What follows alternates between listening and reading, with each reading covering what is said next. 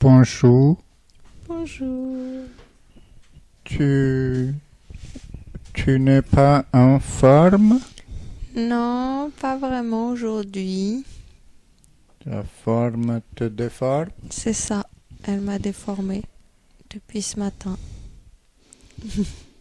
Et ton préféré poète, il était toujours en forme, René Char? Ça, je ne sais pas. Je ne sais pas, mais sa poésie est en forme.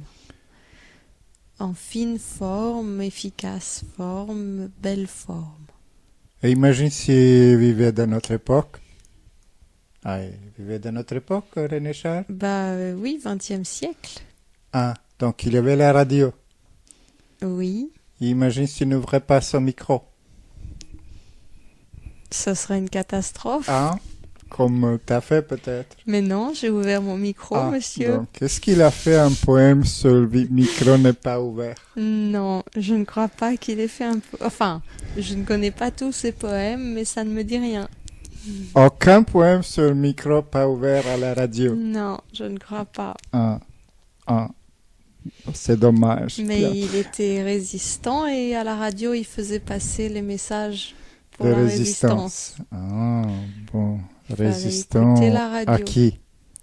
À l'opposant nazi en Ah, France, merci. dès le début. Très bien, très bien. Mais le micro était toujours ouvert. Micro était ouvert. Sinon, Et tu peux nous réciter un de ces choses quand le micro était ouvert? un poème par cœur de René Char. Par cœur ou dans le livre, tu peux nous lire. Je peux peut-être lire plutôt C'est un pas poème. interdit puisqu'on ne nous voit pas. Eh bien, il faut que j'aille chercher le livre. Mais je t'attends Très bien. avec ton livre. Entre-temps, pendant qu'elle cherche le livre, je vais déplacer le meuble dans notre petit studio radio ou meublé comme disent les professionnels. Et parce que nous ne sommes pas professionnels,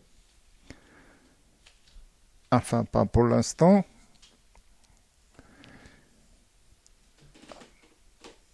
pendant un certain moment j'étais vraiment professionnel.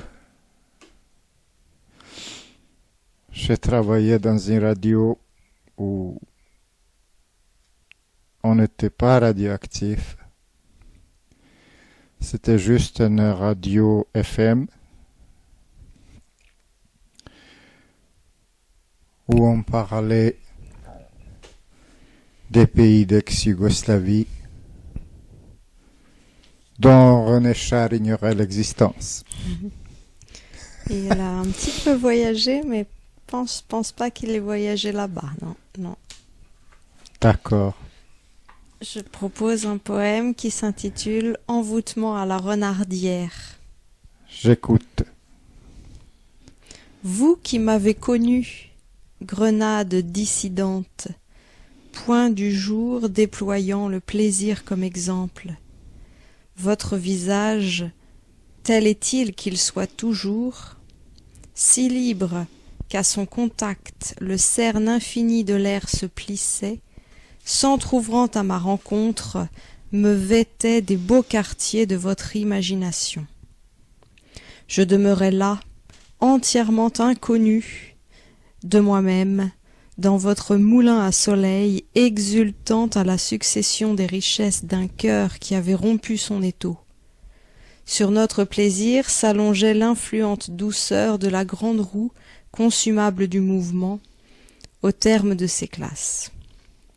À ce visage, personne ne l'aperçut jamais. Simplifier la beauté n'apparaissait pas comme une atroce économie. Nous étions exacts dans l'exceptionnel qui seul sait se soustraire au caractère alternatif du mystère de vivre. Dès lors que les routes de la mémoire se sont couvertes de la lèpre infaillible des monstres, je trouve refuge dans une innocence où l'homme qui rêve ne peut vieillir. Mais ai-je qualité pour m'imposer de vous survivre, moi qui dans ce champ de vous me considère comme le plus éloigné de mes sosies ?